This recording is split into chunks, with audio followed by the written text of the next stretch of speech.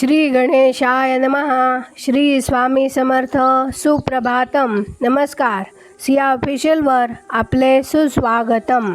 योगेशं सच्चिदानंदं वासुदेवं रजप्रियं धर्मसंस्थापकं वीरं कृष्णं वंदे जगद्गुरुं. आज आपण महाभारतातल्या पहिल्या खंडातल्या आदिपर्वातले शांतनोपाख्यान पर्व पुढे वाचूया.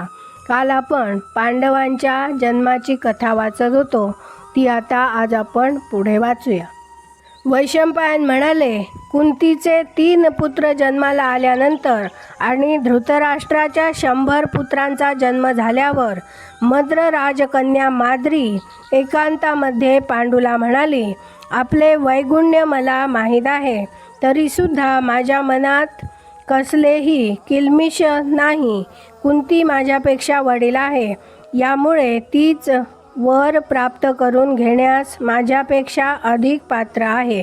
या माझ्या कनिष्ठपणाबद्दलही मला कसलीही खंत वाटत नाही. तसेच गांधारीला 100 पुत्र झाले, हे ऐकल्यानंतरही मला वाईट वाटले नाही. परंतु कुंती ज्याप्रमाणे आपली पत्नी आहे, त्याचप्रमाणे मीही आपली पत्नी आहे. पत्नीच्या नात्याने आम्ही दोघी सारख्याच असताना कुंतीला पुत्र झाले आणि मला मात्र पुत्र नाही, यामुळे मी फार दुःखी कष्टी आहे. निदान कुंतीपासून तरी माझ्या पतीला संतती झाली आहे, ही गोष्ट मी भाग्याची मानते.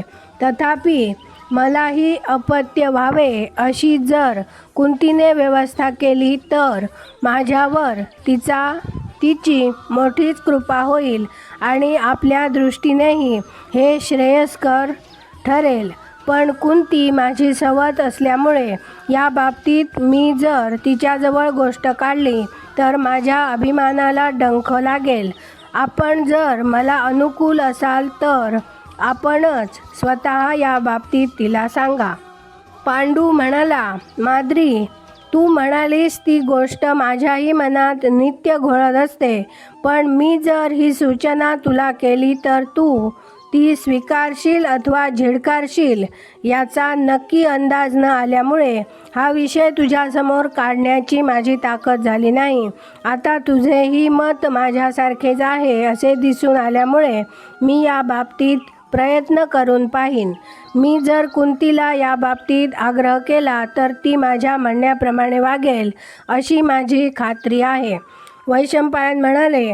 यानंतर पांडू एकांतामध्ये कुंतीला पुन्हा म्हणाला, माझा वंश खंडित होऊ नये म्हणून आणि प्रजेला चांगले राजे मिळावेत यासाठी, तसेच मला आणि माझ्या पूर्वजांना यथाविधी पिंड मिळावेत यासाठी हे कल्याणी माझी इच्छा पूर्ण कर. त्यापासून माझे उत्कृष्ट कल्याण होणार आहे आणि तुझीही कीर्ती वाढणार आहे. आपली कीर्ती वाढावी म्हणून मी सांगतो, ते अतिशय दुष्कर कर्म तू कर. इंद्राला सर्व देवांचे अधिपत्य प्राप्त झाले तरीसुद्धा आपले यश वृद्धिंगत व्हावे म्हणून त्याने अनेक यज्ञ केले. मंत्रवेत्ते ब्राह्मण अत्यंत उग्र तपश्चर्या केल्यानंतर सुद्धा गुरूंना शरण जातात, ते आपले यश वाढावे म्हणूनच.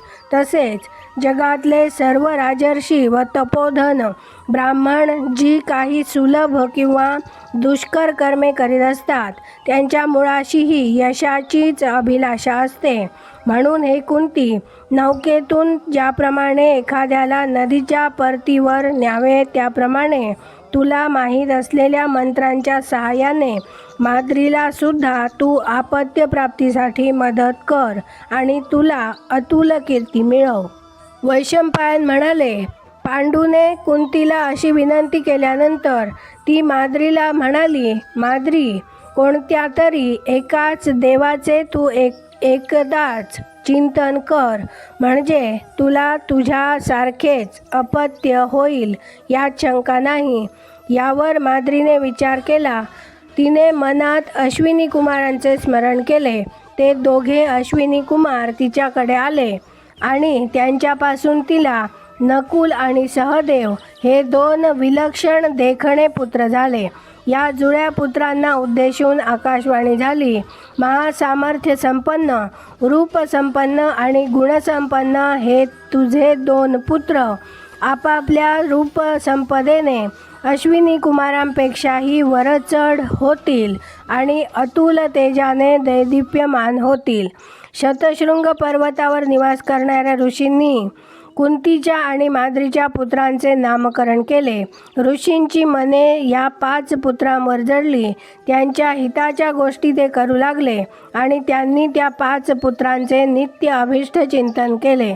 कुंतीच्या ज्येष्ठ पुत्राचे त्यांनी युधिष्ठिर असे नाव ठेवले, मधल्या पुत्राचे भीमसेन असे नाव ठेवले आणि कनिष्ठ पुत्राचे त्यांनी अर्जुन असे नाव ठेवले. माद्रीच्या 2 पुत्रांपैकी थोरल्या पुत्राचे नाव त्यांनी नकुल असे ठेवले आणि धाकट्या पुत्राचे सहदेव असे नाव ठेवले. 1 वर्षाच्या अंतराने या पुत्रांचा जन्म झाला आणि एकामागून येणाऱ्या प्रभव इत्यादी 5 संवत्सरांप्रमाणे ते शोभून दिसले. त्या 5ही पुत्रांचे सामर्थ्य उल्लेखनीय होते. त्यांचा पराक्रमही तसाच स्पृहणीय होता. प्रत्यक्ष देवांप्रमाणे असलेल्या आपल्या त्या पुत्रांकडे पाहून पांडूला परमहर्ष होत असे. तसेच शतशृंगावर वास्तव्य करणाऱ्या सर्व ऋषींचे मनही आनंदाने भरून गेले. ते 5ही पुत्र ऋषींचे व त्यांच्या भार्यांचे अतिशय आवडते होते.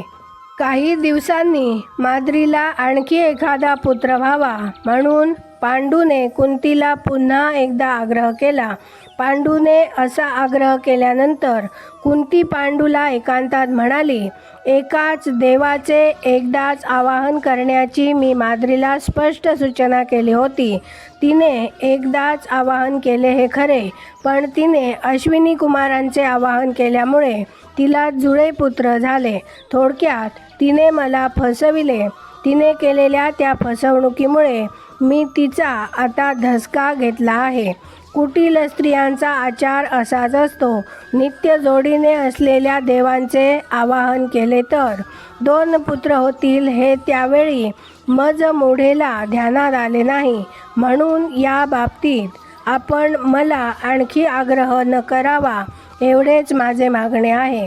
पांडूला देवांपासून महासमर्थ कीर्तिमंत कुरुवंशाचा विस्तार करणारे, सर्व शुभ लक्षणांनी संपन्न, चंद्राप्रमाणे प्रियदर्शन, सिंहाचा ताठा अंगी असलेले, चतुर धनुर्धारी, सिंहाप्रमाणे चालण्याची ढब असलेले, सिंहाप्रमाणे गर्दन असलेले आणि देवांप्रमाणे शूर असलेले 5 पुत्र पवित्र हिमालय पर्वतावर जन्माला आले आणि ते तेथेच लहानांचे मोठे झाले. हिमालय पर्वतावर एकत्र वास्तव्य करून राहणाऱ्या महर्षींना त्यांनी आपल्या गुणांनी चकित करून सोडले. हे 5 पांडव आणि धृतराष्ट्राचे 100 पुत्र असे कुरुवंश वृद्धिंगत करणारे 105 पुत्र पाण्यामध्ये कमळांची झपाट्याने वाढ व्हावी त्याप्रमाणे झपाट्याने वाढू लागले. आज आपण इथे थांबूया. माझ्या सिया ऑफिशियलला सबस्क्राईब केले नसेल तर कृपया आत्ताच सबस्क्राईब करा आणि दररोज महाभारत कथा ऐकण्याचा आनंद अवश्य घ्या. बाजूच्या बेलवर क्लिक करून लाईक करायला विसरू नका. शेअर करा, कमेंट करा आणि राधे राधे लिहायला विसरू नका. धन्यवाद. जय श्री कृष्ण.